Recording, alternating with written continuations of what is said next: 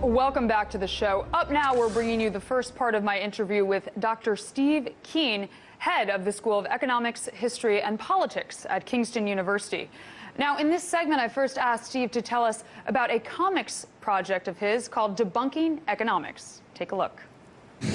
Well, it's something that's come out of the blue. The very first inkling of it was several years ago when a woman called Susie Dyer sent me a photograph of her reading Debunking Economics on the New York subway, and then out of that developed a little cartoon sent to me by her husband, Miguel, pardon me, I've got to pronounce his name wrong, Miguel Guerra, which was a brilliant cartoon doing me up as Superman, which cracked me up completely. Then it turns out they have this their own, they're quite established graphic artists and cartoonists with a thing called 7 Robots, putting together a wonderful series called Corporate Superheroes, or Super Corporate Heroes, pardon me, setting up the whole Superman thing with a bunch of heroes whose theme is not truth, justice, and the American way, which is Superman, but truth, justice, and how much does it pay.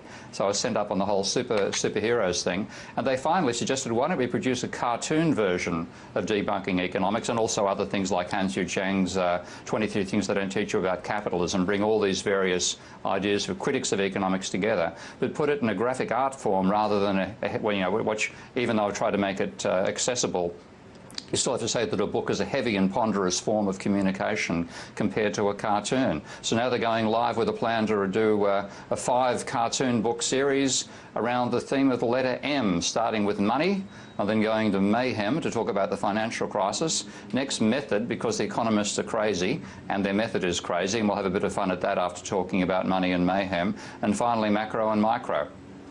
I absolutely love it. Now, I've been doing this show for about a year now, Steve, and the one thing that I've noticed is that there's a lot of jargon in economics and finance. And, you know, you have things like quantitative easing, endogenous money, options-adjusted spreads, price-earning ratios, you name it. There's countless ones. But how can we make this topic more accessible to the general public, do you think?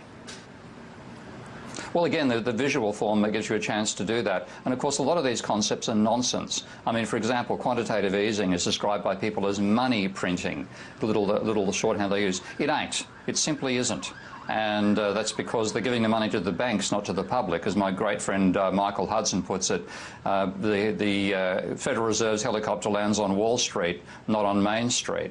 Well, you've probably got an image in your mind of exactly what I've just said there. Imagine that as a high-quality graphic done by a top-class Marvel Comics-style artist. That's what we're going to use to convey the visions, and then talk about the actual logic that's wrong behind that as well. And we've got a great, I call her a gonzo blogger, Genevieve Tran, writing the text. So between her and Miguel and Susie, we're going to produce an incredibly sharp visual way to get these concepts through to people. And of course, the visual medium is something economists use in a very bare bones, boring, you know, supply and demand intersecting lines type feature. That's as far as they go towards graphics. Well, we're going to be doing top class stuff that uses the full visual spectrum of people's learning to get these concepts through and to send them up, because frankly most of them are nonsense, and in many ways they deserve to be sent up in a cartoon. This is just brilliant. I really love it, and I can't wait to see it. But Steve, I spoke to you last month about house prices in London being at nosebleed levels, and apparently they're coming down now, at least prices for luxury homes. But these central London homes, they offer rental yields of 3%, and commercial properties in London's West End yield only 2.5%. So are these adequate numbers given how low yields are these days, or is this trouble? I think, in fact, they understate how bad things are. Just living in this area now, I go running around the area and I can't help but take a look at occasional real estate agents as I go past. And I saw a small 3-bed apartment advertised for £1.7 million. I'm going to give a secret away. That's roughly 20 times my salary. And I'm a head of school and a professor.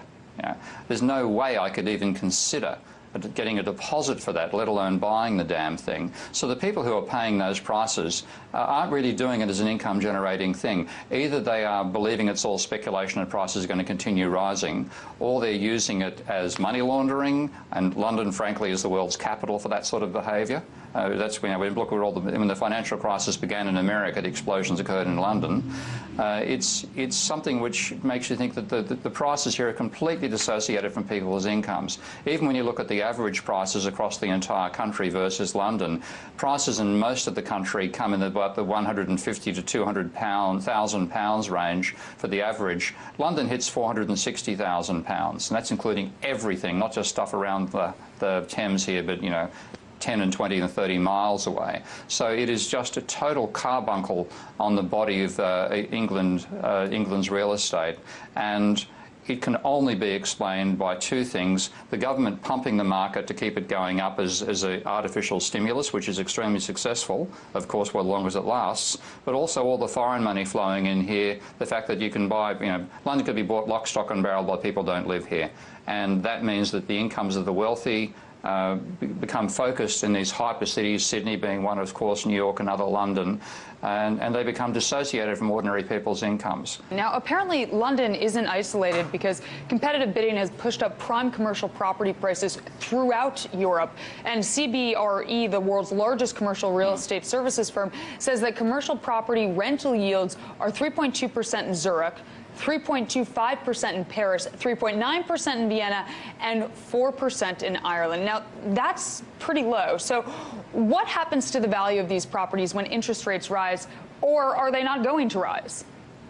Well, interest rates can never rise as much as they did back in the 60s, 70s and 80s, because the level of debt's so much greater. This is really the whole force that's been driving asset prices up in general, is leverage. Of course, conventional economic theory tells you that the level of debt plays no role in setting asset prices. That's the best proof I can give you that debt plays a crucial role in setting asset prices. Conventional economic theory is virtually wrong about virtually everything. On that one, they're classically wrong. So the level of leverage is what's driven prices up.